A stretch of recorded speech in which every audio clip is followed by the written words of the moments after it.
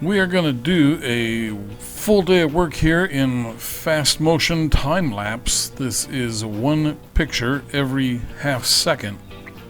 So what we are going to do today is I have a Granite Countertop template person coming at about 1:30, and we have to remove all the countertops in the kitchen and get everything prepared for him to make his templates.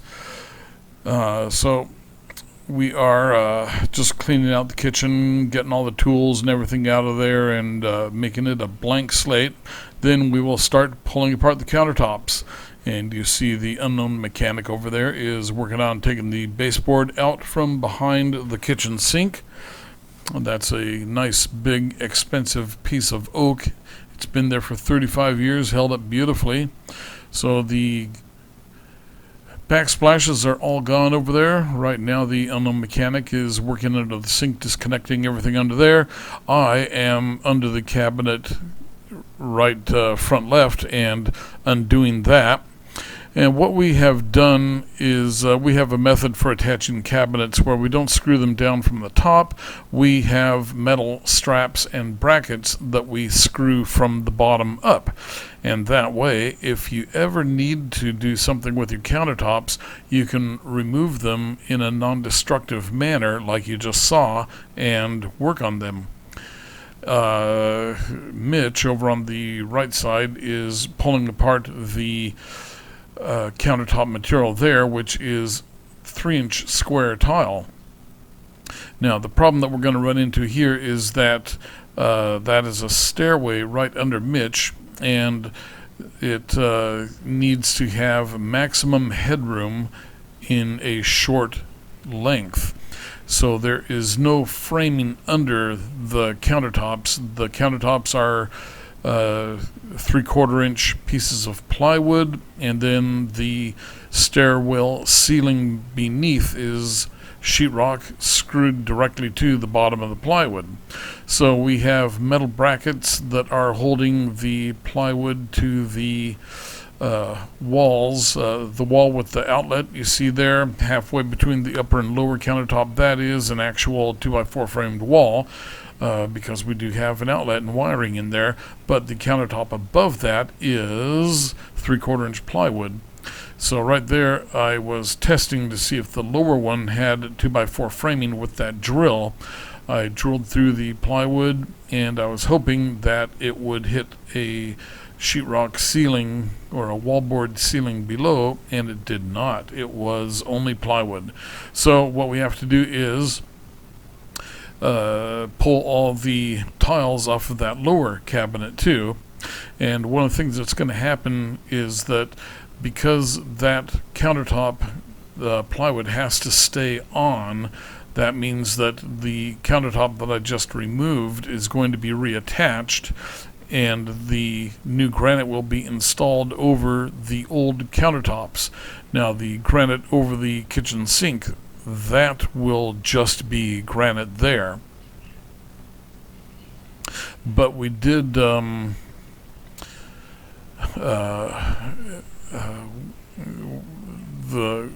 kitchen sink side has its own thing over there. It's not dependent on other countertops to match up with.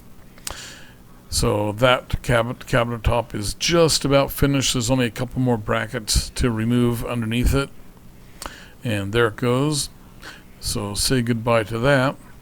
And the kitchen is pretty much prepped now. The dishwasher is out and everything else is cleaned out of the kitchen. And we are ready for the countertop person to arrive. So we are just doing the measurements right now, and this is where we determined that we're going to have to put that other countertop back in to accommodate that. So now we're cleaning up. Mitch has been busting out the tile on that countertop there, and he's got a floor scraper there. Now I'm going to come in here with the grinder with a vacuum attachment on it, and I'm going to just grind off all of the mortar down to the red guard. So I'm going to make a nice flat clean surface there, good for putting the new granite countertop over.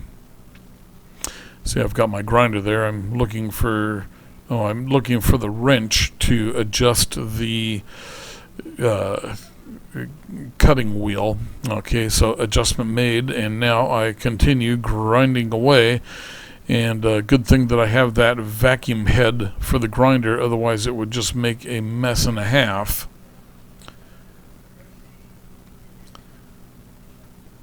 So we're doing a little more cleanup on here. We got a lot of running around. It looks like there's a lot of running around back and forth, but it's not. So there you see the unknown mechanic trying his hand at the grinder.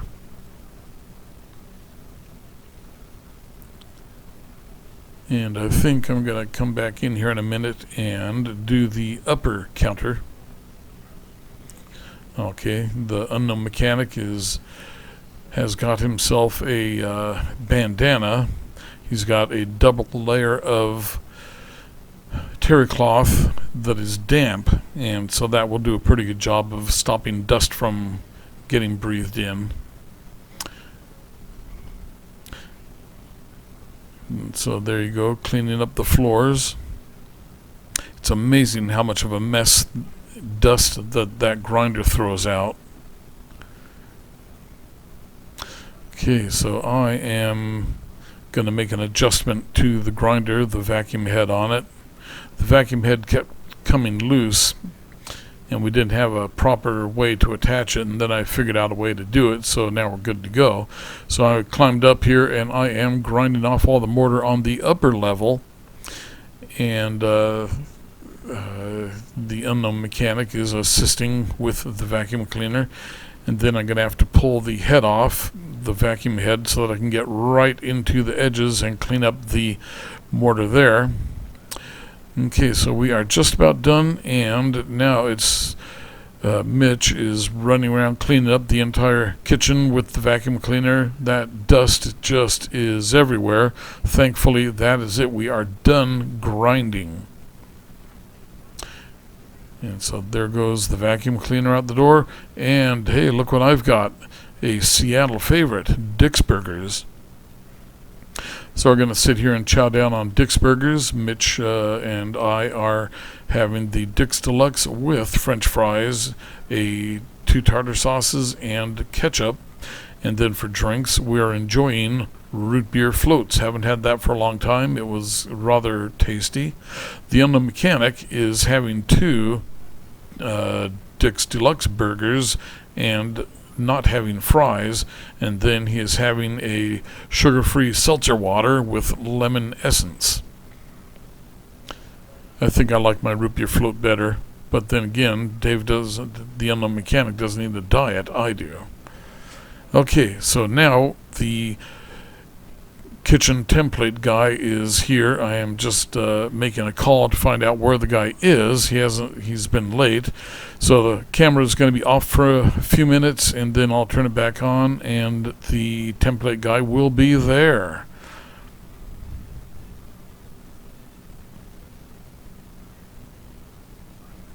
And like magic, there he is, 2 hours late. But that's fine. I am having a rush job done on this. I'm very thankful that the guy was able to put in the extra effort to come out and take care of this. We are dealing with Stone World here in Seattle, and they're doing a really good job for me. They had several pieces of granite that I looked at, and they didn't have one in stock that I was able to use, but they were able to find one for me at a decent price, and so I'm very thankful to my sales people at Stone World. So he is running around. He's doing it the old-fashioned way. A lot of these granite countertop measuring people, they come in with a big heavy tripod, and they have a electronic unit on top of the tripod, and then they have a pen with a cord attached, and they go around the room measuring point to point to point.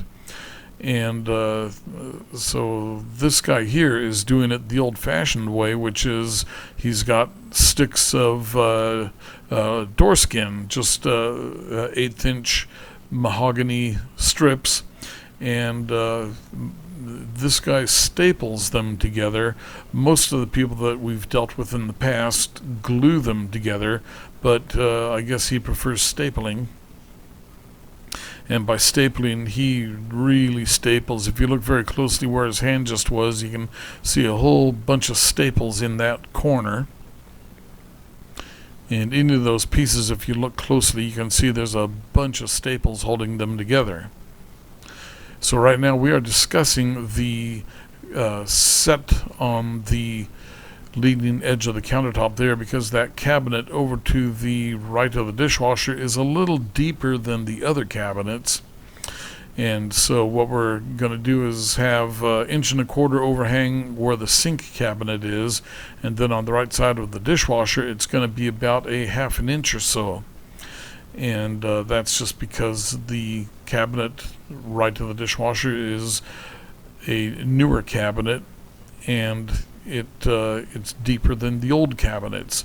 And those old cabinets are actually an old Sears metal cabinet, and back in 1990, I think it was, when this kitchen was first remodeled by myself and Mitch, Mitch made a face frame for that to fit right over the metal cabinet and built doors. So Mitch and I built all these cabinets in here to look nice and old-fashioned back in 1990 or so. It might have actually even been 1988. It's been quite a while. But this kitchen has served me very well. It is an awesome, excellent kitchen for someone who likes to cook. And as you know, the Iron Truck Camper Chef does like to cook. Okay, so he is just running around and checking up on the last few things, and he's going to pack up and head on out. So again, I'm very thankful to Stone World Seattle for getting this project fast-tracked, and we're hoping to have this house ready for sale by September 5th.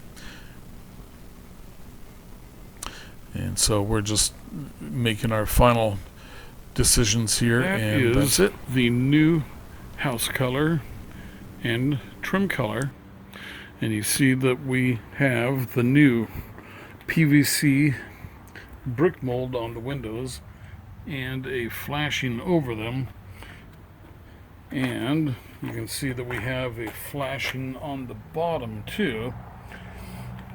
So what we did is we filled the gap in the bottom of the house with rapid set mortar, flattened it out as best we could with a little bit of a slope away from the house. Then we put the flashing on there, and see, well, underneath the flashing, where you see the flashing edge in front, we put a flexible concrete adhesive in there to hold it. So you can just see a little bit of the adhesive right there. Okay. And that's the tail end of the flashing. So this should never have a rot problem again. And then what we're going to do for the post here is it lines up right in between the two posts. So we're going to put a 4x4 block between the posts, and that will make attachment points for the railing.